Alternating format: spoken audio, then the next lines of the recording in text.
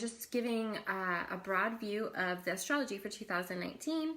And we're going to be talking about big transits, Mercury retrogrades, because they tend to affect the way of thinking, way of processing information. And they also give us an idea, whatever the signs are predominantly that we have the Mercury retrograde in, which I'll tell you, if you don't already know, they typically fall into either fire, water, earth, or air signs, okay? And this year, water is highlighted. Water has to do with our emotions, our intuition, our insight, all the pre-verbal, subconscious, watery realm, our dream time, pictures, visions, all the intuitive work that I do is through the element of water.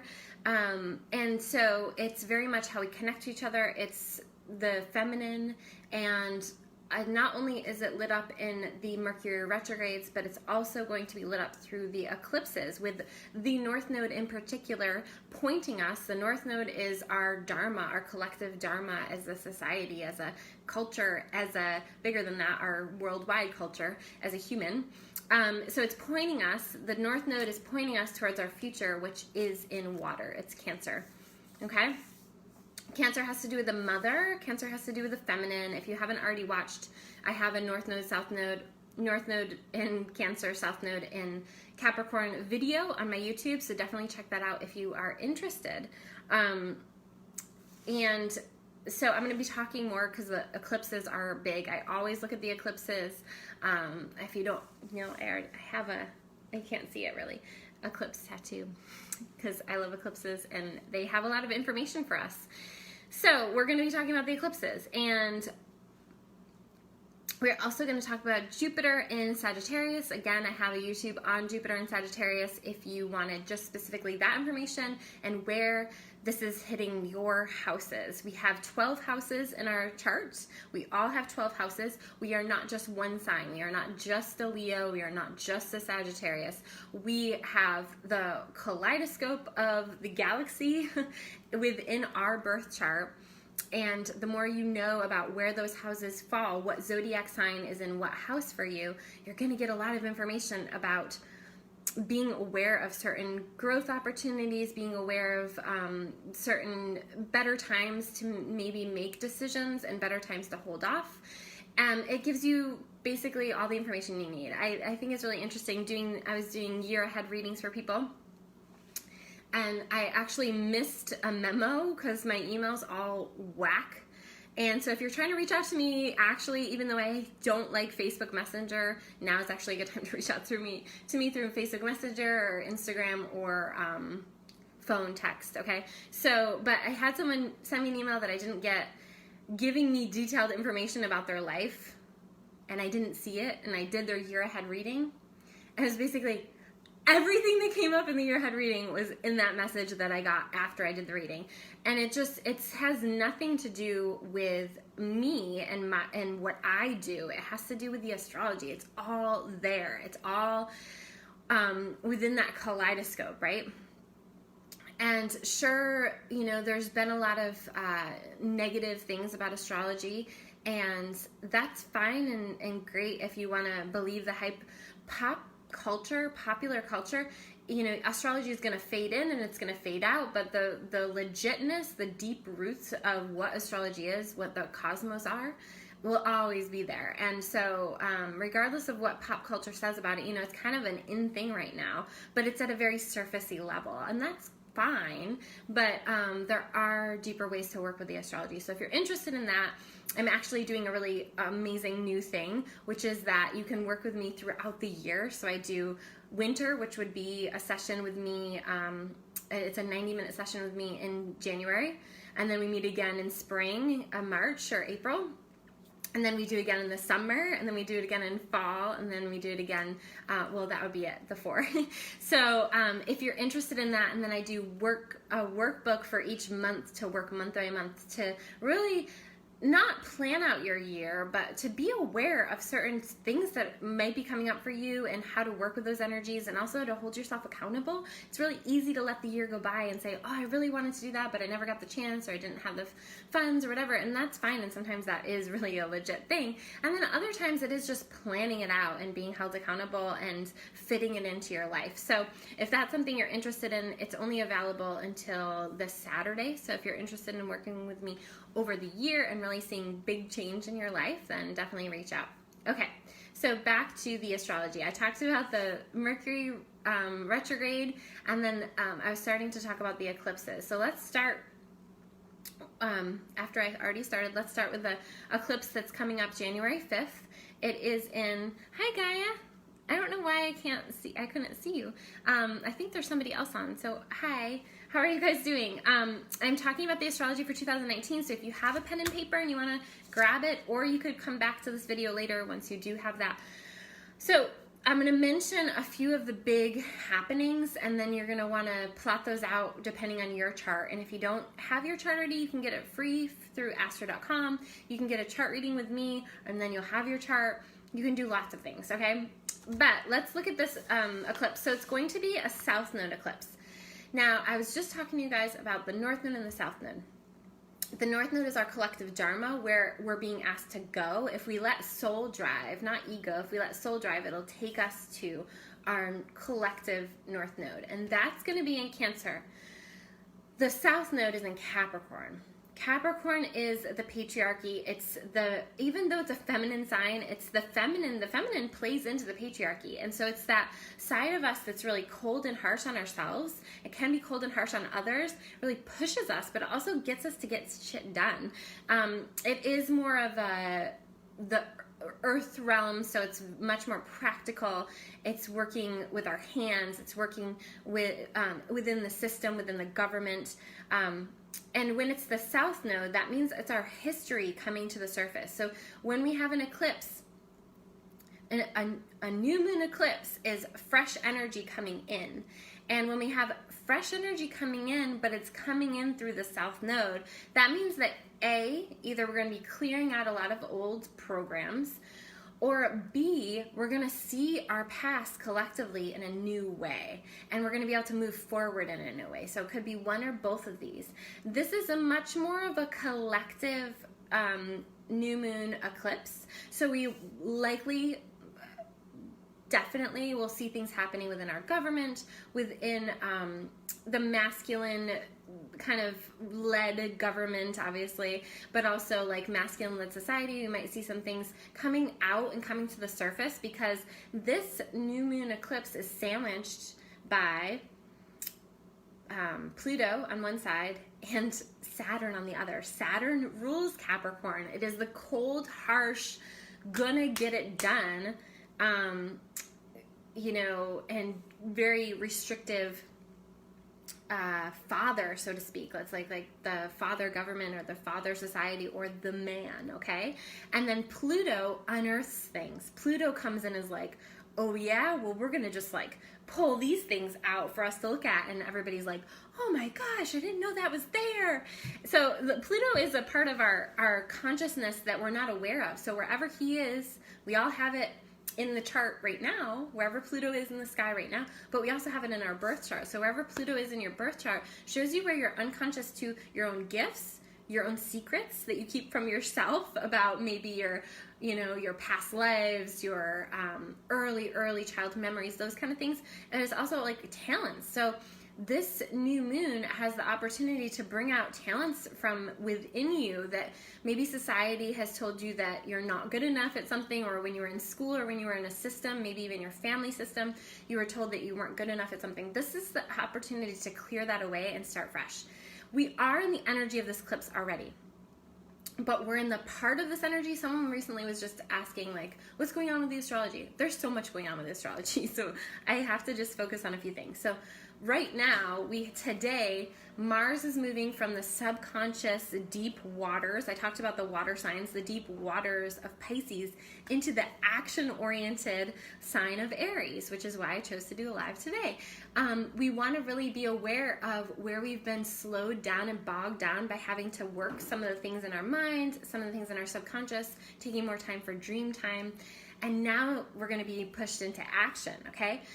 The other thing that's happening is we're in the releasing cycle.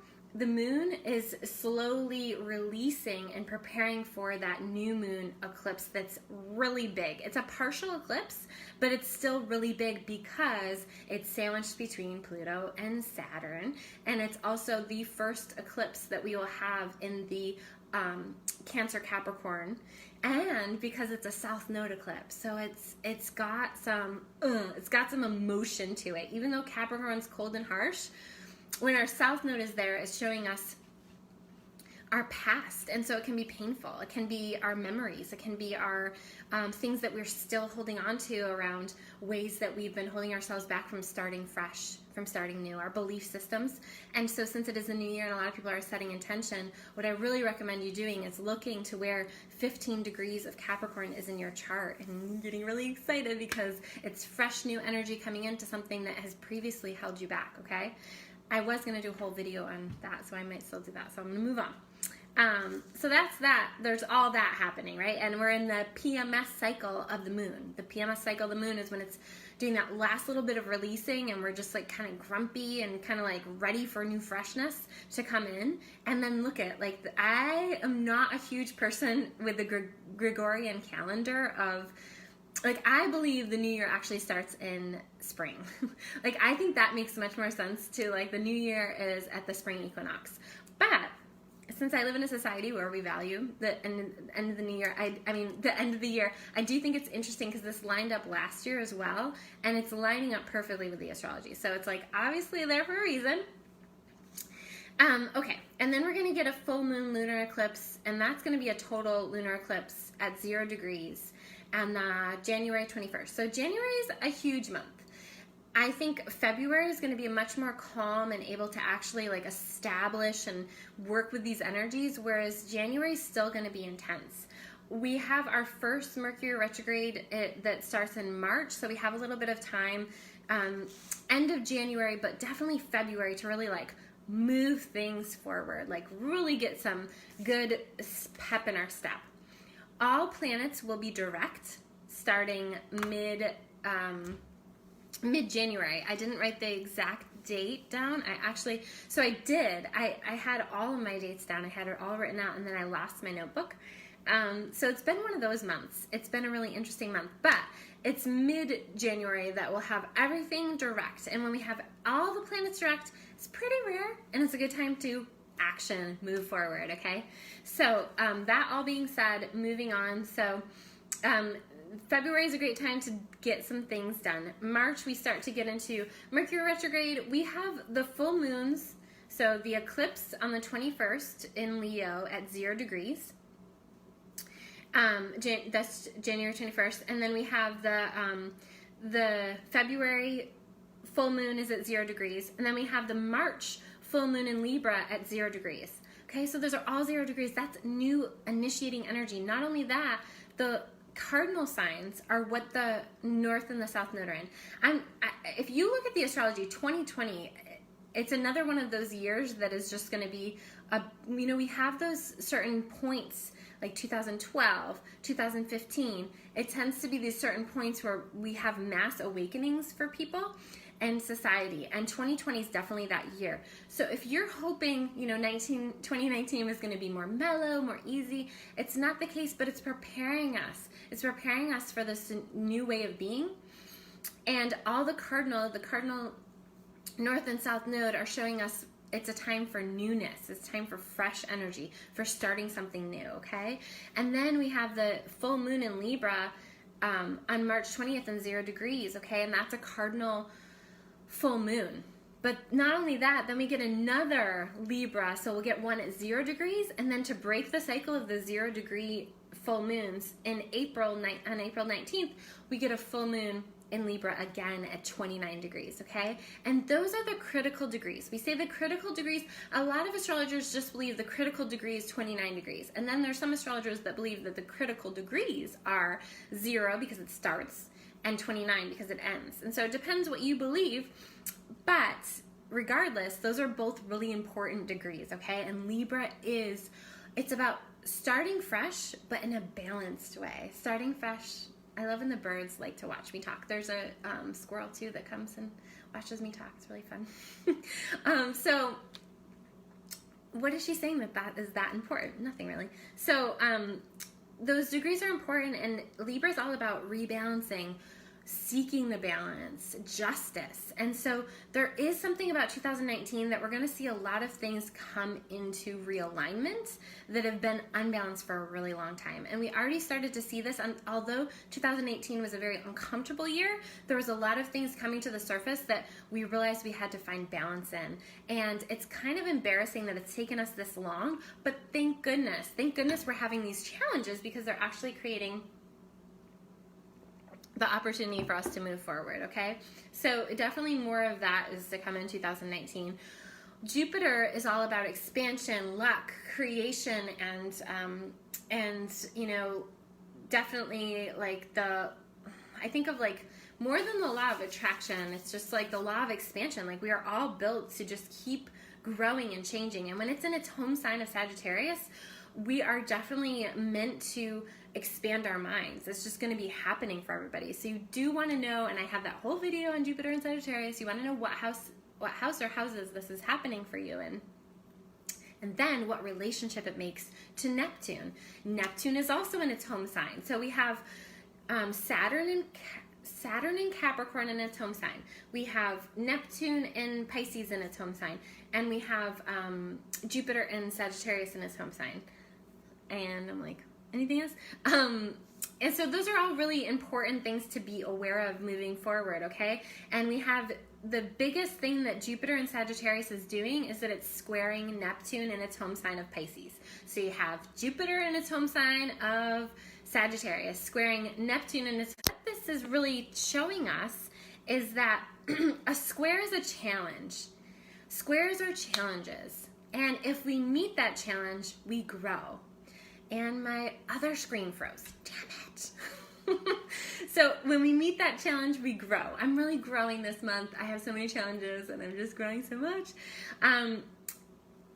Neptune has to do with, we've gotten this opportunity to understand Neptune a little bit more because Mars is that action-oriented character in our chart, and he's been stuck in Pisces land. And so when we want to act, most of the people I've talked to this month are like, I just don't understand. I just get lost in my thoughts and I'm dreaming these crazy dreams. And we've gotten an opportunity to get to know Neptune because Mars is such a fast-moving planet. It's a very internal experience. And Neptune is an outer planet, so it has to do with our outer experience, but also our collective experience. And when it's in Pisces, we're just doing some spiritual shit, okay? And so we have Jupiter expanding our minds in Sagittarius, which is like getting these ideas and I want to try this and I want to try some of this.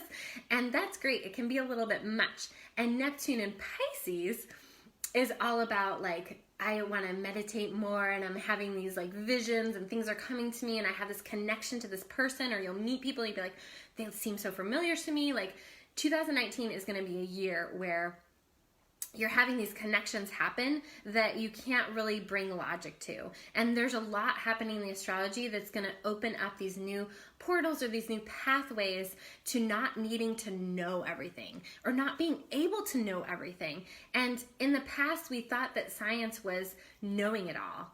And what we're starting to come into is that if we get to the point where we know it all, then we're living in lies. It's deception. So that mystery is part of being human, and the more that we can respect that, that's respecting the feminine as well. When we fear something, we try to control it. And so what we're coming into 2019, hopefully, is more respect for the mystery, more respect for the things that we can't control, that we can't put numbers to, that we can't put logic to. And that's why the healers, the mystics, the teachers are so important as we move towards 2020. The inventors, the inventive minds, the minds that aren't trying to fit into the boxes that have already been established. It's really got to come from outside. And we know this, but 2019 is going to help us all to honor that and honor our own emotions, and times where we felt like we had to kind of hide that away because it wasn't popular or because someone was going to make fun of us. So there's a lot with our emotions that is getting worked out in 2019 because of the North Node in Cancer, and then also the Mercury retrogrades in the water signs, okay? So it's really exciting. And so if you, in your work, if you work with emotions, this is going to be a year where it's really important to really help people understand that more. Sorry, I'm just stopping my video on my other one because it's just sitting there frozen. Okay, so now we're moving into, I'm kind of like moving all over the place like I do. Very circular talk. So then we have, April is a crazy month because we have that second full moon in Libra. We have a lot of other things happening that I'm not going to go into full detail about because I will talk about them as they come. And then we move into May tends to be more calm. So April's crazy. May tends to be a little bit more calm, even though energetically, right, there's everything in May is like popping and lots of like social things happening, but astrologically a little bit more calm. In June, I didn't write down any of the Mercury retrogrades, but wait, when is the next one? I didn't write it down, but we do have one, July. So moving into July, we have the total solar eclipse at 10 degrees of Cancer. It's really big. That's probably the biggest event for the whole year in my book because eclipses are huge. It's a total solar eclipse. I guess that being said, there's another one on December 25th, which is Christmas, if you celebrate Christmas, in Capricorn. So those two events are the biggest. And we have that total solar eclipse in Cancer at 10 degrees, so you want to know where that is in your chart. Also, then we'll get the partial lunar eclipse in Capricorn at 24 degrees on July 16th. So July is a big month. July's super active, okay? Then we have a Mercury retrograde. It goes from Leo, so that fire, to the water of Cancer, and it goes direct on July 31st, in which we have a new moon in Leo on the degree of my sun on my birthday. So I thought that was kind of cool, but you know, of course, I'm a Leo, so I think that I always incorporate a little bit about me in the chart reading. So so we have Mercury retrograde going direct right at the new moon, so that's all the things that came up. I love when we have those times where we get a big eclipse energy, big new fresh energy coming in, and then we have an opportunity through the Mercury retrograde to process it because it's going to be going through Cancer, the Mercury retrograde. And that's an opportunity for us to process. The way that the North and the South nodes move is confusing to people because they move backwards and everything else is moving a certain way. And then we have a certain way. And then we have the North and the South node going the other way. And that can be confusing. But what to think about with the North and South node is that we think of the 29th degree as mastery of that sign. So it's like ready to move into the next thing, right? When we have the North and South node moving back from 29 to 0, we think of the essence. The essence of that sign is in the first 10 degrees. So once we get to that July 2nd eclipse at 10 degrees, we're really in the essence of Cancer. We've done all this work to prepare ourselves and throughout 2019, the first half. And then we'll be in the real kind of heat of the Cancer eclipse in July, and that's an opportunity where we're really going to be immersed in this Cancerian energy. So knowing where 10 degrees of Cancer is in your chart is going to be very helpful for you. When you look at it 2019 and I'm talking about these signs, if you know, like for me, like I know I'm a new moon Leo baby, and so the July 31st new moon is probably going to be a bit more personal since it's directly on my sun than the total solar eclipse. You know, once you get to know your chart and where you have a lot of planets or energies happening, it's going to help you to understand, oh, that's going to be a more personal time, or maybe it's going to be a time that I can actually do a lot of external work because I don't have a lot of personal planets there. So looking at the chart, understanding how it works for you and transit-wise where it's happening in your chart is going to be really helpful. So I highly recommend just print out your chart, look up 10 degrees of Cancer in your chart, and just plot down like the eclipse. And then, so Mercury retrograde moving into, September 21st, we have, so I didn't mention this, in June we have, okay, let me back up. Jupiter is squaring Neptune those 3 times. January 13th, June 16th, and September 21st. So those are big times in our collective and how we interact with people. I was starting to say, and then I moved on. I was starting to say that you want to know where Jupiter in Sagittarius is in your chart, okay? Likewise, you want to know where Neptune is transiting in Pisces in your chart, okay? So if you know that you have Pisces in your 8th house, then you're going to kind of get the idea. So then you'd have Sagittarius in your 4th or 5th house, and then they're going to be squaring each other, right? So that's going to activate your 4th and your 8th house. So I'm just showing you how this works on the personal. If you know what houses these are happening for you, you can understand, okay, great, more stuff happening in my 4th house, or all right, I can prepare and know that this might be a time where I need to call in more support. This might be a time where I need to set up a friend's, getaway, or I need to set up a tea with a friend, or I need to set up a counseling appointment, or I need to set up an appointment with Abigail. So these are just ways for you to be a little bit more aware. It's not saying astrology should never make predictions, even though we call it predictive astrology. It should just give you an idea of the themes that might be coming up. We have no idea how that's going to look for you personally, but you can kind of get an idea that those might be highlighted, okay? I've never had anyone that's in my monthly circle say, oh, that's totally not happening for me, or like when I do a chart reading, oh, I have no idea what you're talking about. It always resonates. It always has some personal meaning. And I can never predict exactly how that's going to look for that person, but it makes sense to them and it helps them to grow. And that's what it's all about. So definitely look, the things that I want you to look most for 2019 are, where's Capricorn in your chart? Where's Cancer in your chart? Where's Sagittarius in your chart? And where is Pisces in your chart? Those are the top 4, okay? And then obviously you might have lots of planets in a totally another place, and then that's going to tell you that you might have those things coming up. Or, like, I'm not going to get too far into this, but if you have Pisces and Sagittarius, but you're someone who has tons of energy over there in Virgo, then that's going to be creating a relationship as well, okay? So this is where like doing a full reading might be more helpful. But just to keep it simple, those are the 4 things that I really recommend looking to for 2019, okay? And then moving into the fall, we have, so the Mercury retrogrades are going to be Pisces, mostly Cancer, and then we're going to have Scorpio, and that's in the fall. October 31st, actually, is when the Scorpio Mercury retrograde starts. I love that. That's on Halloween. And then it goes direct November 20th, okay? So knowing those can also be helpful. Those are time periods you want to look at where Scorpio is in your chart, okay? And then we get that huge... I'm going to actually look at the eclipse for... This is the new moon eclipse on December 25th, if you're on the West Coast. And really what's interesting about this one is we're starting the year off with an eclipse in Capricorn, a new moon eclipse in Capricorn, and we're ending the year in 2019 with a Capricorn new moon eclipse. Now, the difference is that...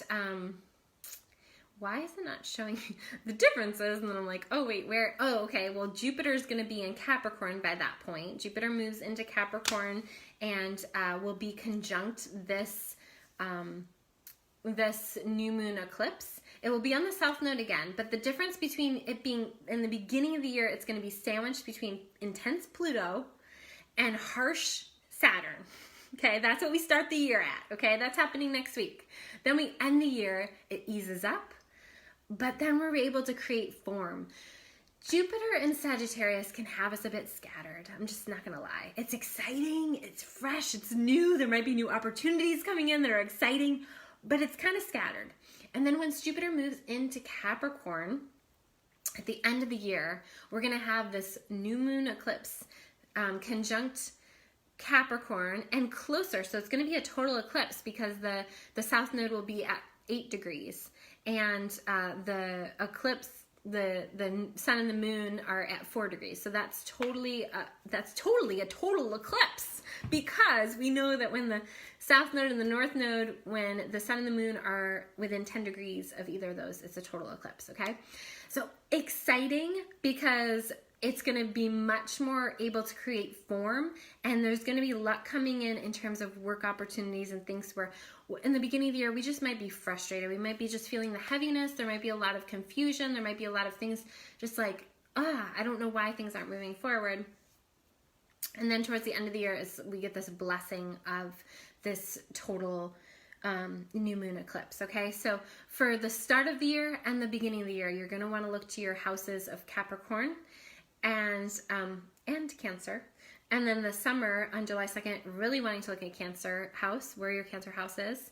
But in terms of work, you really want to know where your Capricorn house is, okay? And then it's going to give you some information.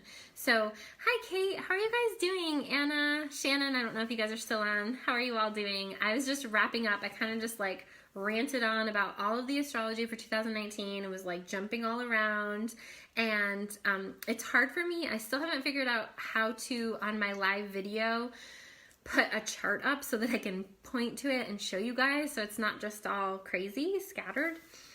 But basically, I want you guys to have this to look back onto, and so I'm going to post it onto my YouTube as well, so that you can look at the year ahead and get out your notebook, and if you have your chart, print it out. I don't know if you've gotten a chart reading from me, you typically have your chart and you just get out your monthly calendar and you're like, okay, in October, I know there's going to be a Mercury retrograde on the 31st. So I'm going to put that down because that is in my 5th house. And so I'm going to write down 5th house. That could be having to do with children, creativity, inspiration, freedom, any kind of things like that. And so if you're still confused about the houses of astrology, on my YouTube, I go through all the houses of astrology and tell you a little bit about each house. If you have been wanting to work with me, this is an ideal time because I'm doing a limited time offer where you can have me as your astrologer for a year. We meet quarterly, so January, March. I can do this. June and September, October. And we have a 90-minute where we do your chart, but we also do energy healing. We do some clearing and that kind of thing. And it really helps you to stay on track, but also create and understand your chart more fully. So if your head is kind of spinning with me talking about the chart, we have the time and the opportunity to just look at your chart without getting all confused with all the other things. And then I do worksheets for each month. So it's something that you can look onto and have support. And for me personally, I just love like knowing that I'm going to have that on my calendar and knowing that like I'm going to have support. It's really helpful. Okay, I'm just going to pull, I have these astrology cards. So they're not tarot cards, they're astrology cards. And I'm just going to do a theme for all of us, anybody who ever watches this video, for 2019. Okay. So the full moons are going to be big. That's good to know. I was talking about the full moon, so that's not a surprise. We get the first 3 and 0 degrees, and then, I mean, we have had 2 already, so 5 total, and then we'll get another full moon in Libra. So that's pointing to tell us that those are big times. So that's March 20th, well, January 21st, March 20th, I didn't write down the February one, sorry, and then April, oh my gosh, April 19th. So those are all big ones, okay? I'm gonna pull one more card for 2019.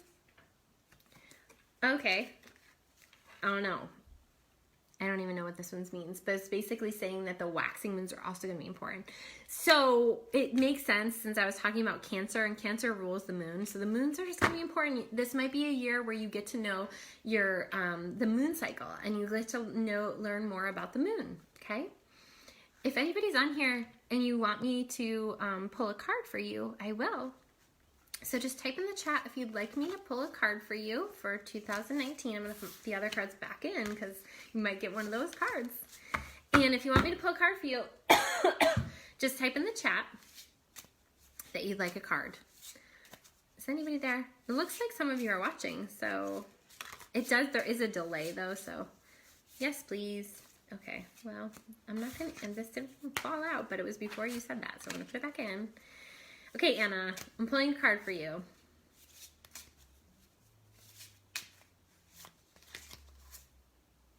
Ooh, okay, so the solar eclipses are going to be big for you. Well, when are the solar eclipses? Well, we have one next week in Capricorn, so it's telling you that those are very important.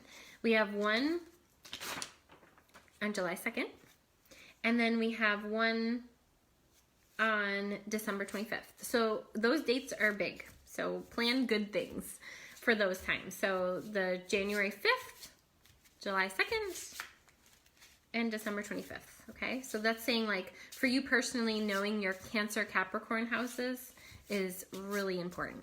And I'm gonna talk about that in your year ahead reading that's going out today. Okay, Cynthia, you want a card? Yes, you do. Okay, oh, two of them. They look similar.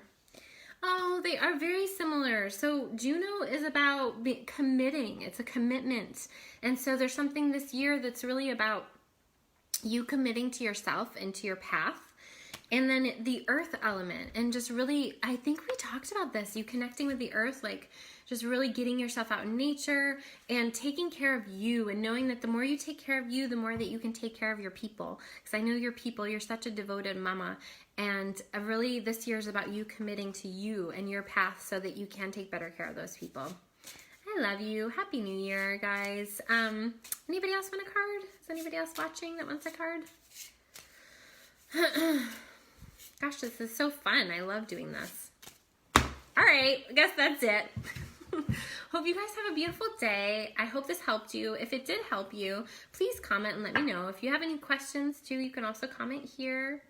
And that's it. Have a great day. Happy New Year. Bye.